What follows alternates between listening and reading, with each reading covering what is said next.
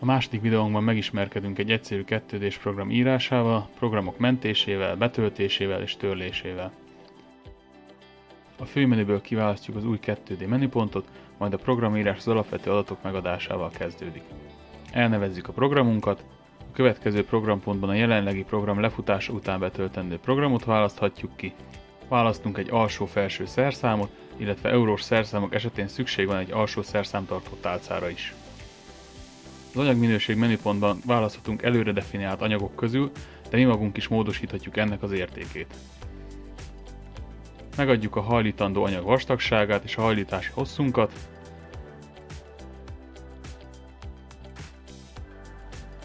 Terítéket majd a szoftver számítja ki a megadott profil alapján, illetve lehetőség van külső és belső méretezés közti választásra.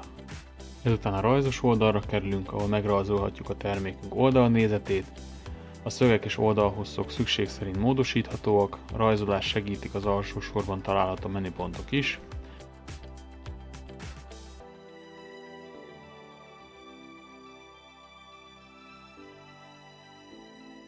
A profil oldalon az előbb megadott rajzunkat láthatjuk táblázatba foglalva kvázi numerikus formában. A szerszámozás oldalon tudjuk ellenőrizni a korábban választott szerszámainkat, ezeknek a hosszát és pozícióját, de egyéb fontos teendőnk itt nincs.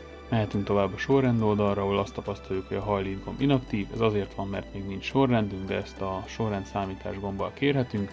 Ha van érvényes sorrend, a szoftver azonnal a következő oldalra léptet, itt a termékünket kedvünk szerint forgathatjuk, vagy túllógó rész esetén azt akár ütközőre fel is fektethetjük.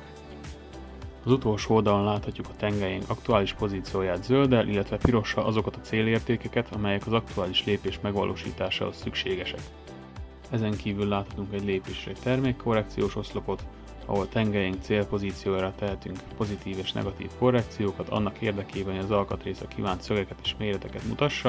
A kettő közötti különbség csupán annyi, hogy míg a lépéskorrekció kizárólag a kijelölt lépésre vonatkozik, addig a termékkorrekció a programon belüli összes azonos hajlítási szögű lépést módosítja. Jobb oldalon látható még egy paraméterfül, itt előfordulnak már korábban megadott adatok, mint az anyagminőség vagy a hajlítási hossz, de munkát segítő opciók is vannak, mint az ütköző visszahúzása vagy a felső holdpont, ami a hajlítás utáni nyitást szabályozza. Amennyiben kettes kulcsállásban vagyunk, aktuális programunkat menthetjük, ami bekerül a terméklistába.